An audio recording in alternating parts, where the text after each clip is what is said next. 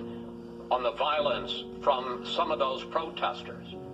Oh, I think violence is wrong. I absolutely condemn the violent protesters. That is wrong. I fully support the rights of people to express their First Amendment right peacefully. It's why I spent 23 years in the military. I don't always agree with people when they come out and express their opinions, but I will defend to my death their right to express themselves peacefully.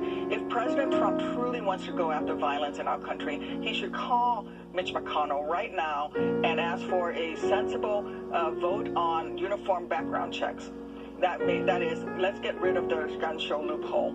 There's so much that could be done between the federal government and local law enforcement working together in order to allow people to express themselves in a peaceful way without federal troops coming in unmarked vehicles and kidnapping peaceful protesters off the streets, throwing them into an unmarked van and driving off in the middle of the night.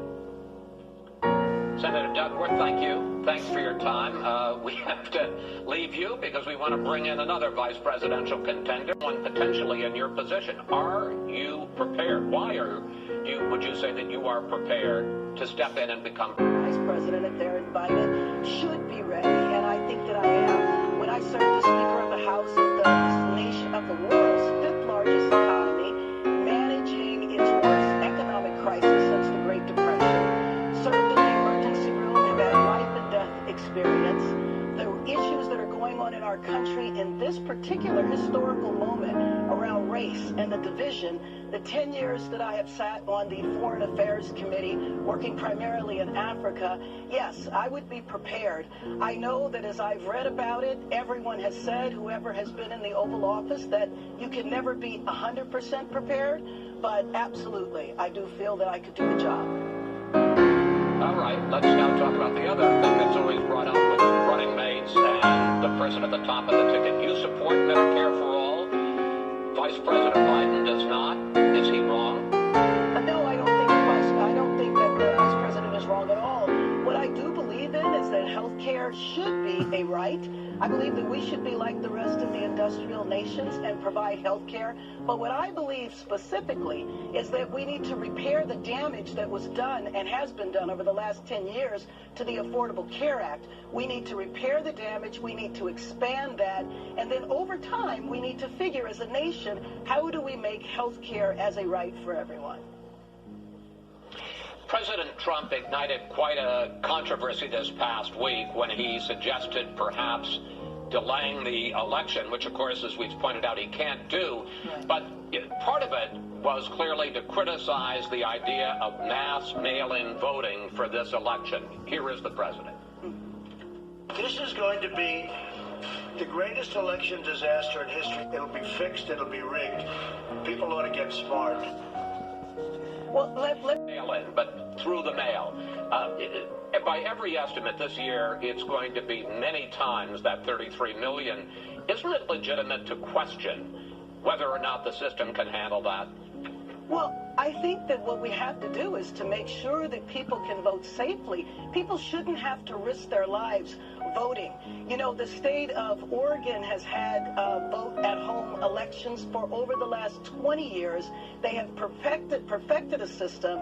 I would suggest that we look at what they're doing. But I really believe, though, that the reason why the president said this, and you remember this, he said this a few hours after the economic news that said that our economy has tanked more than it has ever in U.S. history. I think that he is a master at diversion, and I think that's the main reason he did that. He knows he can't delay the election. Loss to the people of Cuba. But, Congresswoman, what many people may not know is that, in fact, you visited Cuba 8 times during the 1970s. What was it about Castro and Cuba that you found so appealing at that time? And do you now regret your involvement and considerable time spent in a communist dictatorship? So let me tell you that, first of all, when I went to Cuba over 40 years ago, when I was in my teens and and early 20s. I went to help the Cuban people. We were building houses.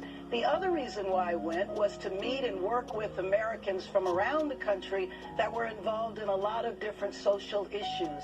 I think that over the past 20 years, my involvement in Cuba has centered on healthcare and promoting democracy. Do I know an awful lot more now? Do I understand that the Castro regime did not have the same freedoms as we do in the United States, was a brutal regime? They don't have freedom of press, freedom of protest, which was kind of ironic because when I went in my youth, the majority of us that were there were anti-war activists. We were protesting against police abuse and understood then and now that the Cuban people did not have the same freedoms. But what I also believe is that the best way to deal with change is to have relations. And so I support what President Obama and Vice President Biden did in opening up relations with the island of Cuba that's 90 miles away.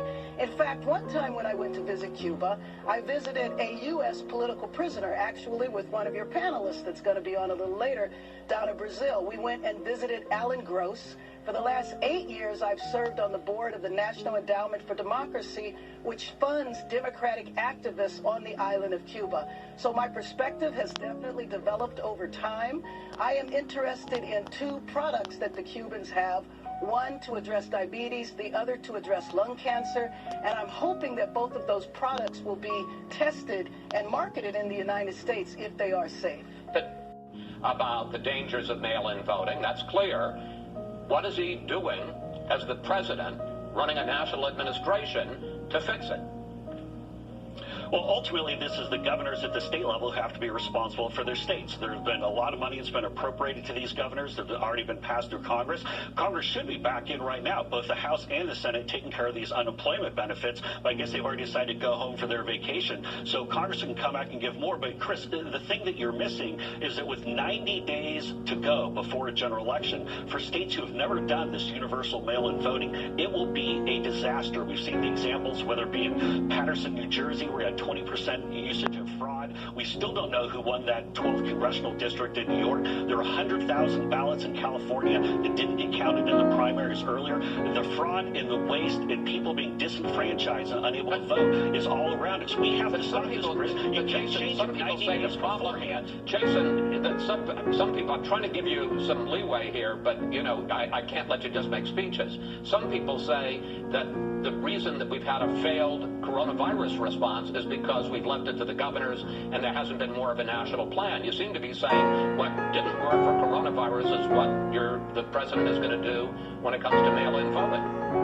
I think you're missing what I'm saying, Chris. President Trump is providing the leadership and calling attention to the fact that these partisan Democratic governors are trying to change the rules with just a couple of months to go, and their states do not have the infrastructure to be able to handle it. There are half dozen or so states that are vote by mail, and they have that in place, but this universal mail-in voting that they're trying to change it to. And the other thing, even with Nevada, they want to leave the polls open. Some of the polls open in addition to the vote by mail, which we've already seen from examples in Philadelphia and other places. You're going to get double voting. And so I think President Trump is doing exactly the right thing by calling attention to this problem. These governors need to step up.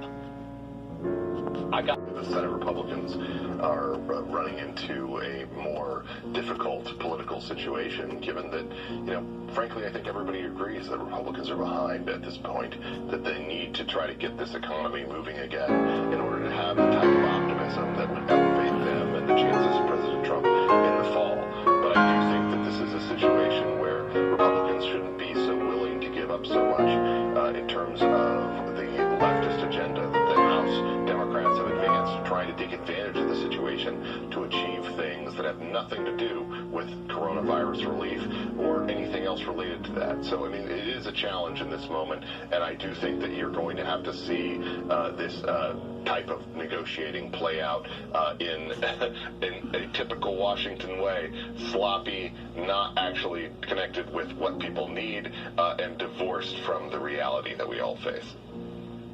More leverage because they're more united. Does Speaker Pelosi risk overplaying her hand? Absolutely not, Chris. For the 19th straight week, over 1 million Americans have filed for unemployment. Millions of Americans are now on the verge of losing their homes or their apartments. And it's time, and of course, millions more are food insecure.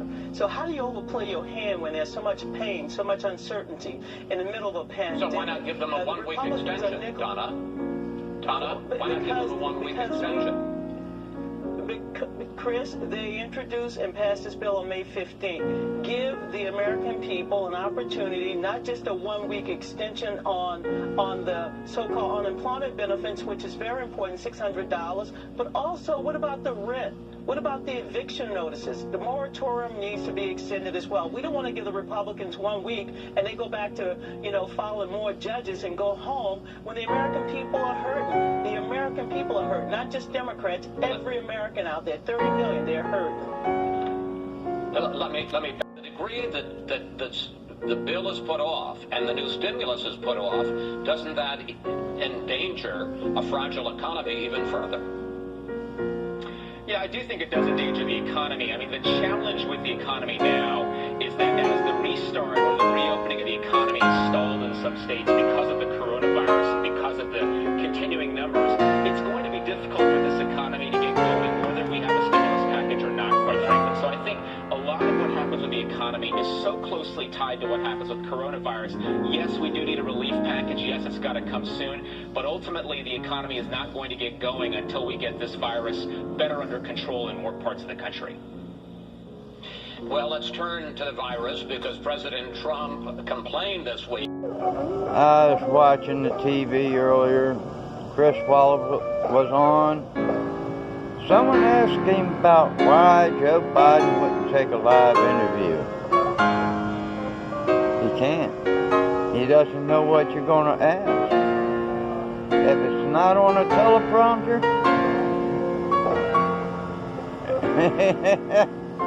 and debating a debate between President Trump and Joe Biden, he gets blown out of the water in 2 minutes. If it's not on a teleprompter, he's not going to be able to put anything out that's understandable.